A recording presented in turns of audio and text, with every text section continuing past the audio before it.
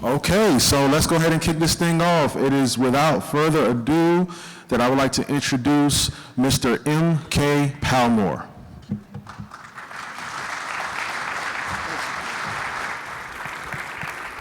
Good morning, everyone. Is this mic working? All right, excellent. Hey, it's a pleasure to be here in Raleigh, North Carolina.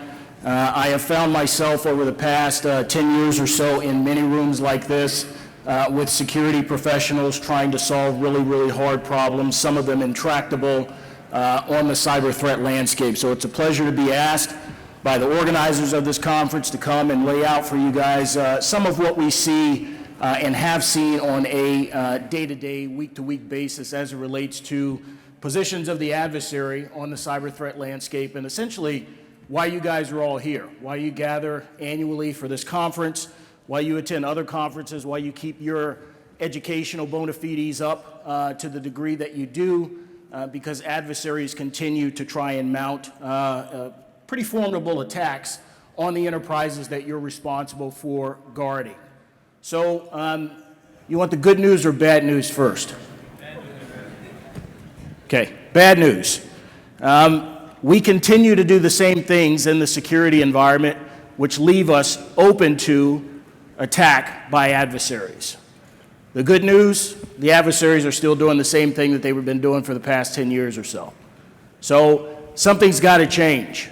Either you have to change, or you can expect to continue to be attacked, vulnerabilities open, and adversaries, of course, leading the charge and sort of gaining advantage on us on a day-to-day basis. Let me tell you a little bit about my background and how I came to stand in front of you and talk about this subject. First of all, I started my professional career in the early 90s as a commissioned officer in the United States Marine Corps. Where are the other, hoorah, my other veterans in the room? Great, fantastic. I mean, this has to be a big veteran community. Probably lots of Army folks in the audience, and some Marines, obviously. A few Navy folks too? One or two? Excellent. All right. Hey, so started my career in the United States Marine Corps after graduating from Annapolis, and after doing my service and time in the Marine Corps, I went about spending a 22-year career in the Federal Bureau of Investigation. Of interesting note, when I started my career in the FBI in the mid-90s, we didn't even have computers on our desk when we started. We were using computers, but as a young baby agent assigned to the Los Angeles division, I didn't rate a computer. So I had, a floppy disk that I walked around with, waited for other senior agents to vacate their computers, and I jammed myself in there and get my work done while they were out to lunch or doing whatever they were doing. Things evolved over time significantly. The FBI stood up its cyber division in the early 2000s. I worked my first cyber terrorism case in the mid-2000s, and then I spent the last 6 years of my career with the FBI being the leader of the cybersecurity investigative branch for FBI San Francisco. Gave me an opportunity to see quite a bit as it relates to the cyber threat landscape. Lots of business enterprises coming to us and us going to them in a variety of manners, observing adversarial advantages, what they were doing in the environments, how they were successful in carrying out attacks, and I got a front seat view of some of the unfortunate cyber attacks that still continue to gain steam to this day, and we're going to talk about a couple of those over the course of this discussion. So, like every child of the 60s and 70s, I achieved my lifelong dream of going completely to the dark side, and I joined a vendor this year with Palo Alto Networks, and at Palo Alto Networks I currently serve as a chief security officer, bit of a cyber evangelist out on the road, talking about essentially what we still continue to see as problems for network, enterprise, and security defenders throughout the globe. So I show up in Silicon Valley in 2014 to lead an already impressive group of folks engaged in the cyber fight. And over the course of several years, many cases, many phone calls from large-scale, small-scale businesses across a variety of business sectors, we saw this problem that we all currently deal with evolve into what it is now. The cyber threat landscape continues to be as treacherous as it always has been. And what portends for the future for us as security professionals, frankly, is not a good picture. If you look at the numbers that are published by the FBI and other entities year to year, the cost and impact of cybercrime on your businesses, on your enterprises, continues to grow at an exponential rate. And as I indicated to you, the adversary continues to use the same methods year in and year out because we as security professionals apparently have not gotten the message adequately enough that we need to change our ways of defending our networks. What's the current state of play look like for you guys in the business environment? Business is moving so fast nowadays, and it's only going to get faster. The people, the enterprise, the users that you're responsible for protecting, your digital information, your data, is essentially everywhere, requiring access by many users across the globe instantaneously. Folks need the ability to be able to access data and do work no matter where they are. And you are in search of systems that will provide tight integration. Single pane of glass is the dream, of course, right? You want to get to the point where you've simplified your environment, where you have visibility, and you have the ability to both control and access data associated with your enterprise. This is starkly different than what we came from. Early 2000s, this was the model. Headquarters, you had access to internet, which was still this developing thing. You had all your servers, you had everything that you needed to protect the environment under your roof, or at least close by, and your ability to protect it was relatively simple and easy. But as innovation continues to outpace security, as innovation continues to outpace even the legal ability to protect these environments, things changed. Now, businesses put their flag in the ground and start up, some completely virtual, as almost global enterprises. Some businesses start nowadays completely in the cloud, creating new challenges to their users, to the protection of data, dealing with issues like localization of data, and requirements in the realm of privacy that vary from country to country, and here in the US, state to state. It's a challenge. The digital environment hasn't made this any easier for us. About 8 billion people on the planet. By 2021, we're expecting as many as 25 billion devices connected to the internet. Most of those for personal use, but a lot of them for business. Mobile phones are the most prevalent devices on the planet now, providing access to the internet, and many enterprises are doing business or allowing their employees to do business via mobile phones, and they are heavily targeted by adversaries for access to enterprise data and information. Threats continue to advance. Malicious activity by adversaries continues to mount, again, exponentially. Takes less than 24 hours for a piece of malicious script to target known vulnerabilities in environments. And of course, there's not enough of you guys to scale to address the problem. The workforce shortage continues to be a reality, and so you are encouraged, heavily encouraged, to rely on things like automation and new and inventive ways to protect the environments that you're responsible for. The 21st century asks new things of us. The mantra for consultants used to be people, process, and technology. I would advocate that that's changed to people, process, and capabilities. Your solutions have to be business-driven. They have to rely on alignment with business objectives. No longer are you allowed to simply place controls in an environment that satisfy your need to protect the environment. It has to satisfy the needs of the business, or else you are not a value add to what's going on in the enterprise. The objective, the Valhalla for all of us, complete visibility in our networks. We want to reduce this ever-growing attack surface. Huge challenge, as I just told you, as the numbers increase exponentially over the years.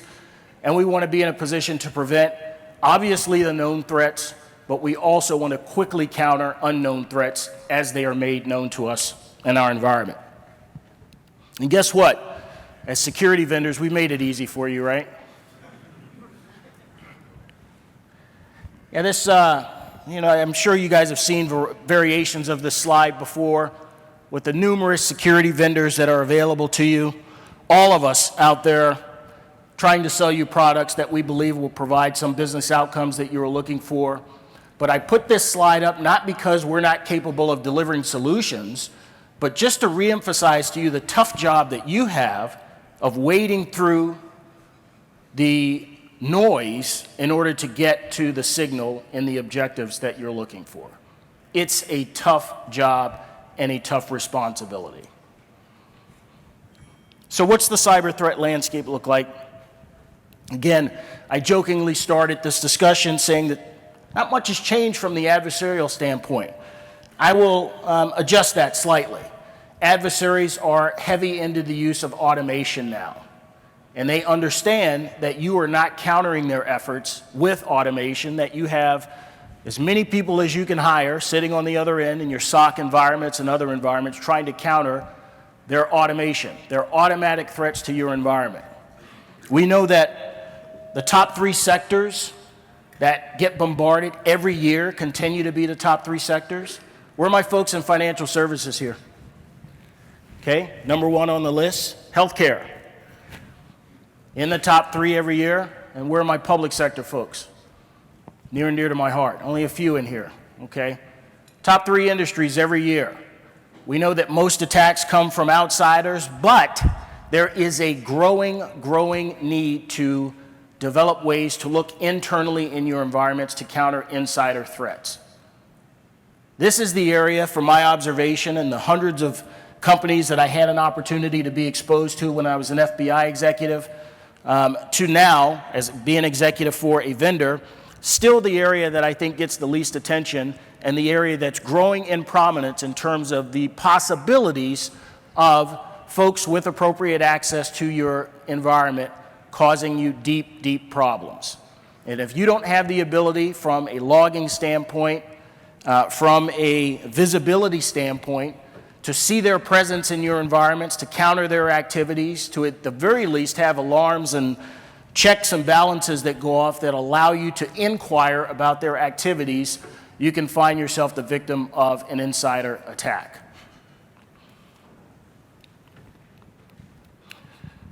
The journey to the cloud. Most of you in here are on some path or pathway to cloud architecture. As I've been told by folks who are defending networks, some feel like they're being driven to the cloud, unwillingly, pulled to the cloud. SaaS applications, developers are now creating solutions to your business problems and putting them in cloud environments, requiring you to develop new skills and abilities in order to protect your data and information in cloud environments. Folks, I would offer to you that we cannot put this horse back in the barn. This is where we are headed as an industry. And so it becomes incumbent upon you as network defenders to figure out the cloud shared security model. We're finding out through research that the mistakes being made in on-prem environments are the same mistakes in terms of configurations that are working their way into cloud environments, making it an easy target for adversaries to attack your networks, gain access to your digital information, and in some cases you're leaving it right there for them. Open, access to many, not providing the necessary controls that you should have in a digital environment, now moving towards a position largely reliant on cloud architecture. What about the global nature of criminal enterprises and cybercrime? What kind of impact does that have on you and your enterprise? Is that situation getting any better? From my observations, I would say the short and quick answer is no. Getting worse. And I'm not here to seed fear, uncertainty, and doubt. I'm here to provide an observation of facts. Criminal enterprises are flourishing in this networked environment. Flourishing because they operate with near 100% anonymity. targeting vulnerabilities in your environment that you, for whatever reason, are not in a position to correct or place controls in place to prevent their actions, and they are experts at return on investment.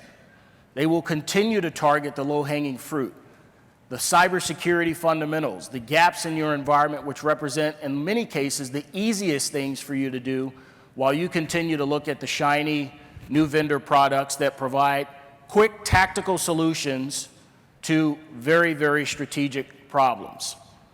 Here's the crux of the issue. Their attacks, their position, their optic is a global one. And we are fighting this fight from our countries, our nations, our states.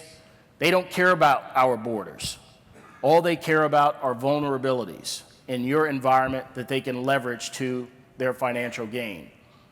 Here's the other problem. States, countries can't really agree on what punishment should look like for folks in an environment like this. And so there are many, and I won't name any names in terms of countries, but there are many places on the planet where you can operate with near impunity as a skilled hacker. You can make a living from it, a pretty glorious one, and not be disturbed by a government that actually knows what you're engaged in and what it is that you're doing. I spoke earlier about experts at return on investment, the fact that attackers continue to use the same exploits year in and year out. You can look at this chart and essentially take the vectors of attack that are at the bottom of the slide and move them from year to year, basically compounding, like compounding interest, in terms of what tools the attacker has available to them to exploit your environments. This is oversimplified, but of course you have to understand they will continue to use these exploits from an adversarial standpoint until you do something about it. They will always take the path of least resistance because it's easy for them, and they got a lot of people they got to get after, right? If they go after 100 and get a response from 10, that's a win for them because someone is going to respond in a monetary fashion that allows them to make a living off of what they're doing. Folks, we got to get better about closing down these simple attack vectors. What's the novelty of ransomware? I would say that the novelty of ransomware is that it's completely preventable. Yet we find ourselves in 2019 having seen again another ramp up of ransomware attacks on critical environments, largely healthcare. I think over the past 3 or 4 weeks there's been at least 2 international healthcare incidents with enterprises being crippled by the presence of ransomware. And they're not creating new variants. You know, there's more than 100 or so variants out there finding its way around the networked environment, looking for existing vulnerabilities for which there are patches available and not used. Completely preventable, puts us all in a dangerous position. So I probably spend way too much time thinking about adversaries. Obviously my background, Marines, FBI. This stuff's pretty important when you think about who's on the other end of the computer, because you have to understand the relentless nature for which they go about doing their jobs. Your job is to protect and prevent. Their job is simply to find gaps in what it is that you're doing and exploit those gaps, monetize them where they can, which is essentially every aspect of the attack cycle, and gain an advantage over you, and hope, desperately hope, that you don't see what it is that they're doing. In the Bureau, we used to sort of rack and stack these folks in the 4 types of adversaries. I still find that these 4 types are largely true. The advanced persistent threat by nation states. Is there anyone in here who still adheres to the thought, why would a nation state be interested in my digital information? Anyone that will admit to it? I heard that time and time again in the early days of the cybersecurity fight that we're all engaged in. Why would a nation be interested in my information? I don't think you need to answer that. You need to know that your digital information has value and that someone, whether it be a nation state or a financially motivated adversary, may find interest in your data to the extent that they can monetize it or use it for some strategic value. All data is valuable. All data intends to be targeted by adversaries. They, on the other end, will figure out a use for this data. I saw time and time again sort of reaffirmations of these adversaries on the landscape.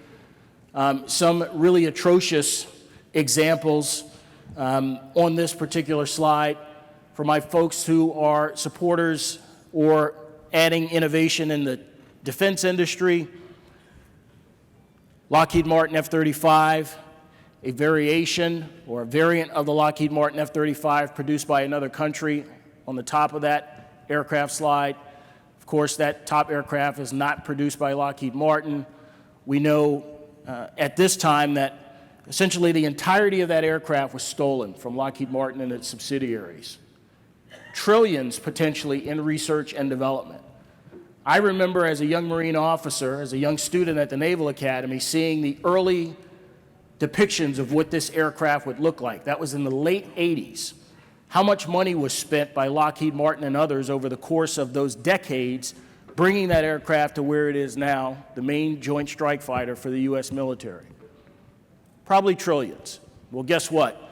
The folks who build the aircraft on the top of that didn't have to spend trillions. What they did, what they needed, was hackers with expert abilities, a list of requirements, and they needed vulnerabilities in the way of existing vulnerabilities in networks that many of you are charged with defending. The FBI wanted poster you see on there contains a few photos of individuals indicted in a fairly prominent technology breach case, one of which that my team in San Francisco investigated. Really sharp investigators, really sharp folks who brought the indictments in this case. This, still to this day, largest data breach in history. We see a nation state enlist the efforts of common hackers. Talented, but common hackers in terms of achieving an objective that they were absolutely successful at. The entire user database for this particular tech company exploited, and the value of that particular company dashed by hundreds of millions of dollars as it was going through an acquisition process that we all know about. Picture on the bottom of a young hacker standing in Moscow Square or Red Square in front of a vehicle that he probably should not own. I like to put this photo up, wanted to break a little bit of the tension. Are there female hackers out there? Yeah, of course there are. I'm sure they're pretty sharp, but none of them are dumb enough to put a photo of themselves on the internet in front of a high-priced automobile. They seem to want different things, but guys, for whatever reason, want to put pictures of themselves on the internet in front of automobiles that they probably should not own, or that they can't explain how they own. I'm not saying this is how we catch them, but I am saying that nearly every prominent male hacker has a photo of themselves on the internet in front of a vehicle like this, all right? So not that smart of a move. And of course, Edward Snowden, I like to bring light to this particular investigation, not because I'm a retired government guy, but because the insider threat lessons to be learned from this are numerous. You don't have to read any books on this. Pull up a couple of articles, and what you find out in the course of this, again, for persons like yourself, network defenders, enterprise defenders, this guy with limited access, controlled access to one compartmented facility, somehow gained access to more than 20 compartmented facilities, indexed the contents of those facilities, retrieved and saved information, and then physically walked out of a building with all of that information contained on a disk or a thumb drive. There's lots of lessons for enterprise defenders to be learned in that. If you can't go back into your environment through the process of reviewing logs. If you don't have alerts within your system that tell you that a user that doesn't have appropriate access to a particular compartment is indexing the contents of a compartment and then subsequently saving them to a retrievable device, you're missing something in the defense of your networks. Again, no comments on whether or not you support what he did, but as defenders, you have to understand that if you're not doing these things commonly within your networks, your intellectual property is at stake. Your information as it relates to your people, your most vital resource within the enterprises that you defend and are a part of, are at stake, and it requires your attention. I mentioned earlier about the 3 industries that are commonly targeted. I like to reiterate them because they show different things in terms of the progress of information security professionals. I asked earlier about financial services. My observation, probably not shared by everyone in here, probably except the ones in the financial services, my observation is that these folks are as far along as anyone, probably some of the best network defenders that there are because they've been at this longer than anyone else.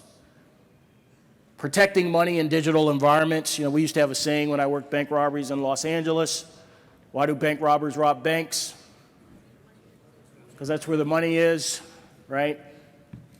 Financial services industry, I think, will continue to be among the top 3 targeted industries, but the good news is that the bell rung a long time ago for them, and so they are in the enviable position, I think, of being effectively postured to secure their environments.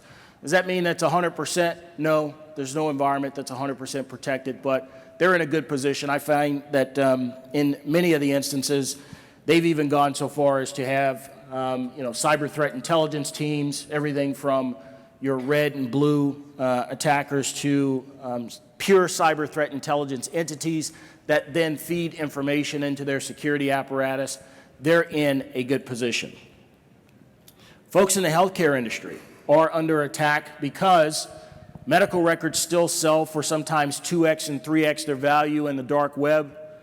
And the medical industry, while innovation seems to be a big part of what it is that they're doing, security has not kept pace with healthcare. We find that IoT environments in healthcare are growing exponentially. For how many of you is IoT a current problem in the enterprises that you're responsible for defending? Anyone who's willing to raise their hand. Everyone should raise their hand, right? There's no one in here, I think, who doesn't have cameras, printers, in some cases refrigerators. Nearly everything that's built today ships with some kind of chip in it, requiring it to access the internet, requiring it to seek updates and information from a source, and in many cases, if proper protections aren't in place, it gives an adversary or someone intending harm to your environment an ability to pivot within your environments and create a lot of damage. Difficulty in healthcare, as I understand it, and continue to sort of seek guidance as I meet healthcare professionals in the security realm. In some cases, highly evolved, but still a lot to get their hands wrapped around. The difficulty in these environments, especially hospital environments, is the spend on security. Something that you're all probably still challenged with, again, except for my compatriots in the financial services, or at least that's my vision of it. And then lastly, the public sector folks, of which there are only a handful of people that raise their hand, are really in a desperate position, unable to implement strategic roadmaps. All you need to do is take note of major cities that have found themselves victims of ransomware attacks over the course of just this year or the past 18 months. The challenge they have, legacy systems, under-resourced security departments, a largely disparate approach to security, many entities interconnected, all approaching security in a different fashion. And then lastly, probably the biggest piece, an inability to provide budgetary resources to actually identify a strategic roadmap that might help solve the problem. How difficult is it? I mean, I know you guys in the business environment operate from year to year, but if you get a project approved for a 3 to 5 year burn, you have some relative assurances that that money's set aside and that you're going to have that money at year 3 to do phase 3 of the project that you're implementing. In the public sector, that's not how it works. I can tell you from experience that you could outline a 5-year plan all you want.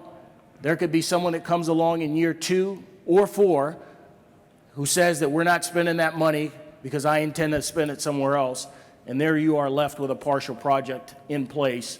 That creates inherent vulnerabilities in environments.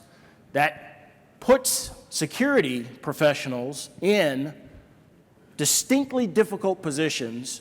One, to carry a lot of the responsibility for what's going on, but not the ability to provide solutions to the problems that they're experiencing. And oh, by the way, your nation's infrastructure, power, the world's infrastructure and power, largely, I won't say unprotected, but in a vulnerable state because of many of the same reasons. I've been hearing the bell being rung on infrastructure and issues like it, SCADA systems, for better than a decade, and it's not clear to me that there have been significant changes, although new entrants into this space are building with security in mind. Much of the infrastructure and much of what they rely on is old. It requires new challenges or creates new challenges in the security environment, and of course new business opportunities for folks to provide solutions to protect these environments. I spoke a little bit about ransomware and my surprise that it's still as prevalent as it is, because I do believe that the conversations that we're having around ransomware are not the right conversations. I can't tell you the number of times I've been asked to come and talk to an entity about what to do when they become victim of a ransomware attack. That is the wrong conversation to have in-house.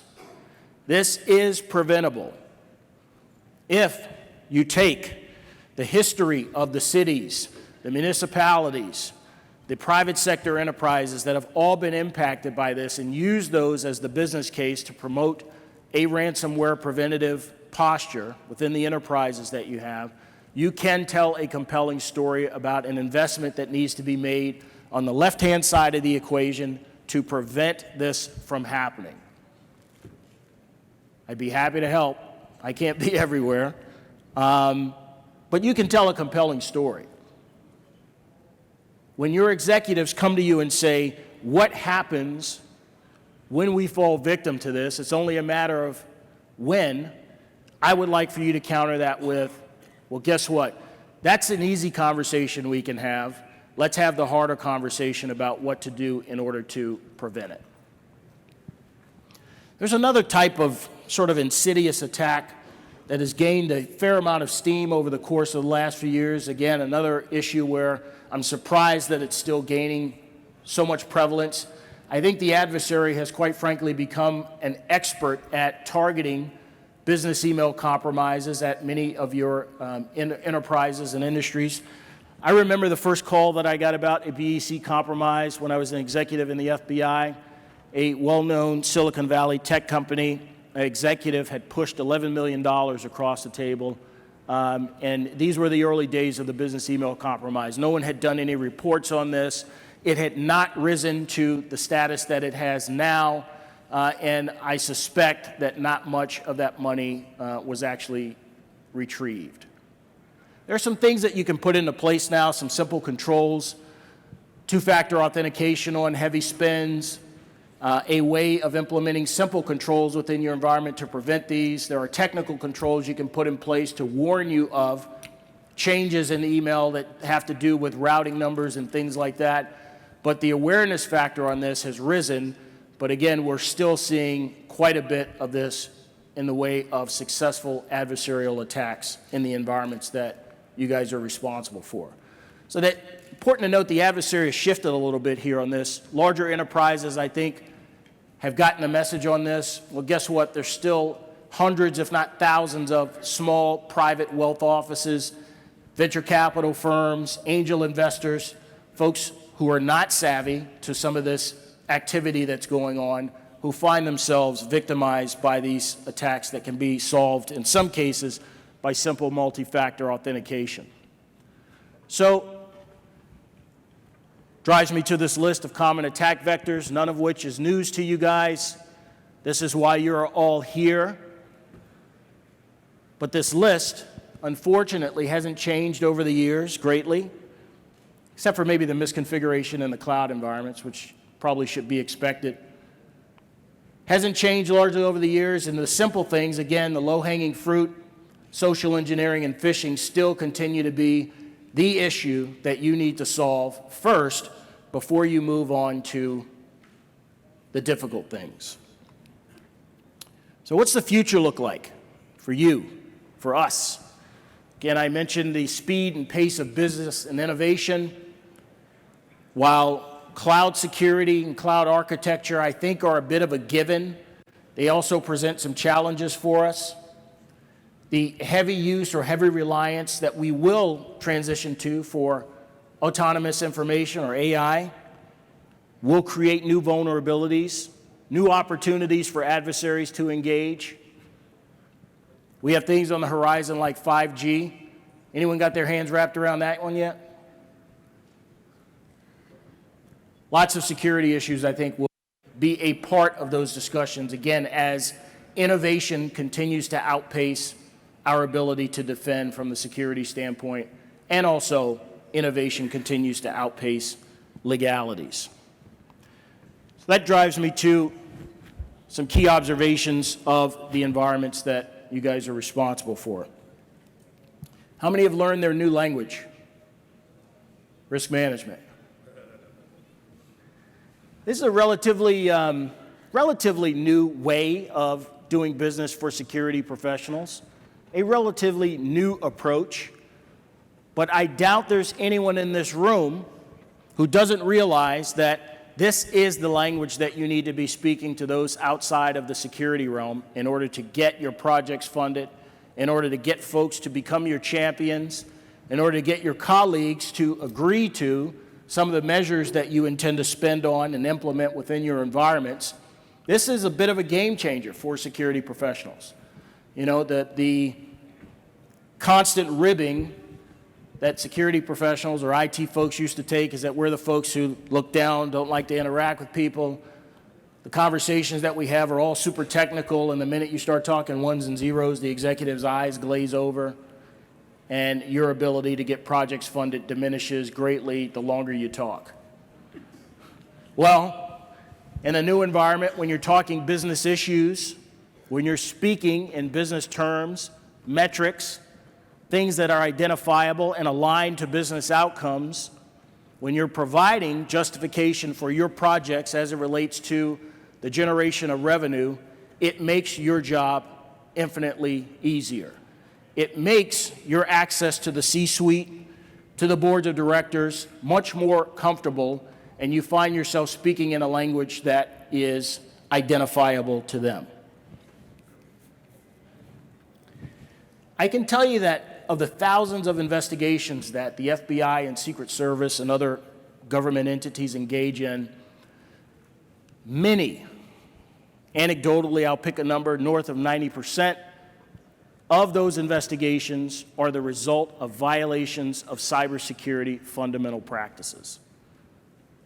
90+%. There is no substitute for the fundamentals. None.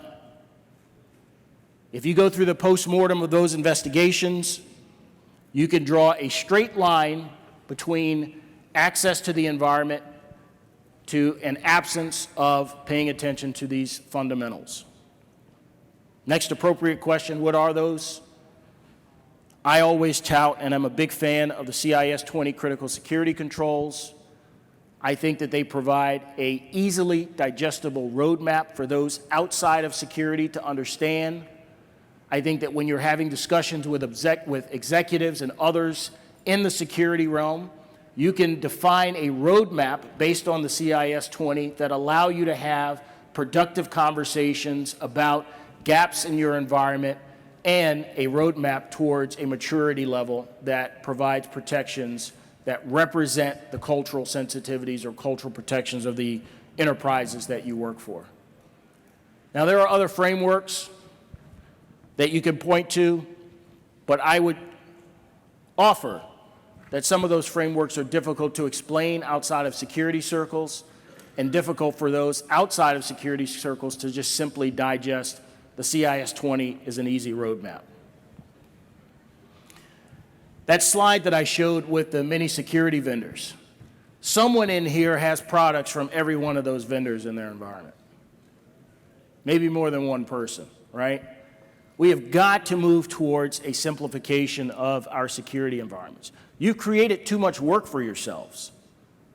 There is no way with a security stack of unlimited products. I realize that, there's this belief system that you want to have these redundant systems in place to catch things that other systems may not catch. I am asking you to be a little bit more efficient and smarter about how it is that you approach that security stack, and you begin to simplify your environment to the point where it's easy for you to get you and your teams to get your hands wrapped around and actually provide solutions that enable the business. Need to be looking for integration in today's environment. I talked about folks in the public sector having an inability to provide strategic roadmaps. I think many of you suffer from that as well. I've had lots of conversations with CISOs, directors of security, and others, and I think that there's a ton of time being spent on tactical solutions to very, very important problems and not enough time being spent on strategic overview of how it is that you increase your cyber resiliency and build a capable and mature security apparatus. Integration is going to help you get there, again, by lessening that snapshot that you're required to look at. Attackers are using automation. How do you expect to defend against their automation by buying or hiring another security engineer or another SOC analyst to take a look at alerts? You can't keep pace with this. Automation should be a part of the conversations that you're having. You should be looking for tools that allow you the ability to automate some of the easy functions of your workforce so that you can spend the time focused in on the stuff that really, really matters and stuff that you really need your brain power in order to solve. I think there's going to be some conversations today about the concept of zero trust. It's been around for some number of years now. It's gaining steam. Lots of myths out there about the difficulties of building a zero trust network or environment, but this is where we're headed. And let me counter one myth. Zero trust is not about building more trust in the network. Zero trust is about eliminating trust in the network. Getting rid of that word, getting rid of that approach as a way to provide security in the environments that you are responsible for. I'm a big proponent of cyber threat intelligence. I found in my time in the government that while we saw a significant portion of the cyber threat landscape, which allowed us to develop expertise on what it looks like from a variety of different views, the government doesn't see the whole thing. You certainly don't see the whole thing from your perspective. But if you avail yourself of autonomous networks that provide threat intelligence, if you avail yourself of feeds and expose or expand your optic to include the optics of others that provide intelligence from their view of the landscape, you can certainly position yourself to provide an enhanced, secure environment. I've hit on the idea of the insider threat a couple of times during the course of this talk. We've seen threats go from largely unrecognized to representing just under a third or so of the annual attacks in the attack environment. I think that will continue to increase, especially as you continue to bring in intellectual property and innovation that's advantageous to your enterprise. As this continues to be developed, you will find that your employees, contractors, and others that have access to your network will need an additional sense of monitoring of their activity. One, so that you can counter mistakes that they make, because remember, a large portion of the insider threat comes from mistakes made in the environment. But what about those that are malicious and intend to do you harm? Start paying attention to insider threats. Start looking for advantages in your environments to monitor activity and allow yourself the ability to track and be able to, in a post-mortem environment, identify exactly what transpired.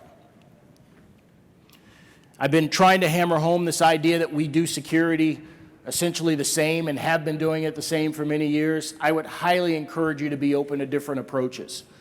I actually probably should have put this as a subset or put this along with Zero Trust. I encourage you to look at new security models, to look at new ways of protecting the enterprises that you're responsible for, because the simple ways that we've been going about it are not answering the mail. Lastly, the talent shortage is a real thing. Don't expect that a bunch of security engineers or a bunch of engineers from colleges across the country, technical folks, mathematicians, are going to automatically find their way into cybersecurity. We need to do a better job of encouraging people from diverse backgrounds to find their way into this industry. Doesn't mean that they can be, zeros as it relates to technical talent, but at the same time, we have to widen our optic because we cannot scale to the workforce shortage. You might have to reshape how it is that you go about looking for new candidates, how it is that you go about bringing them into your organizations, retaining them, and increasing their talent quotient and what it is that they bring to the table.